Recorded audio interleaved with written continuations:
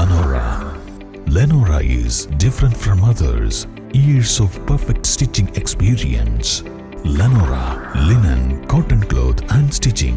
മലവെള്ളപ്പാച്ചിലിൽ പുന്നപ്പുഴയിലെ ചെങ്ങാടം ഒലിച്ചുപോയി. വഴിക്കടവ് വനത്തിനുള്ളിലെ ആദിവാസി നഗറുകളിലെ കുടുംബങ്ങൾ ഒറ്റപ്പെട്ടു. ശക്തമായി പെയ്ത മഴയെ തുടർന്ന് വെള്ളിയാഴ്ച രാത്രിയിലാണ് പുന്നപ്പുഴയിൽ ജലനിരപ്പ് ഉയർന്നത്. ഇതോടെയാണ് പുഞ്ചക്കൊല്ലി, അളക്കൽ നഗറുകളിലെ 34 ആദിവാസി കുടുംബങ്ങൾ ഒറ്റപ്പെട്ടത്.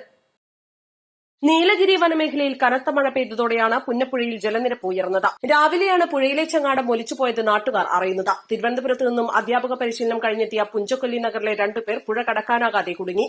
വഴിക്കടവിനെയും പുഞ്ചക്കൊല്ലി, അളക്കൽ നഗറുകളെയും ബന്ധിച്ചിരുന്ന കോൺക്രീറ്റ് പാലം 2018-ലുണ്ടായ പ്രളയത്തിൽ ഒലിച്ചുപോയിരുന്നു. അതിനുശേഷം മുള കൊണ്ടുണ്ടാക്കിയ ചങ്ങാടമാണ് ഈ പ്രദേശത്തുള്ളവർ പുഴ കടക്കാൻ ഉപയോഗിച്ചിരുന്നത്. എല്ലാ മഴക്കാലത്തും ഈ പ്രതിസന്ധി ഉണ്ടാവാറുണ്ടെന്നാണ് ഈ മേഖലയിൽ താമസിക്കുന്നവർ പറയുന്നത്.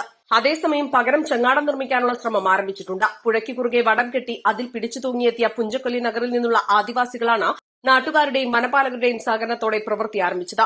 ചെങ്ങാടം നിർമ്മാണത്തിനാവശ്യമായ മുളകളെല്ലാം ശരിപ്പെടുത്തുന്ന പണിയുടെ തിരക്കിലാണവർ.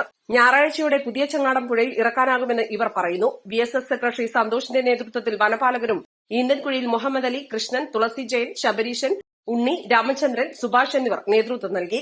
East live, Edakkara.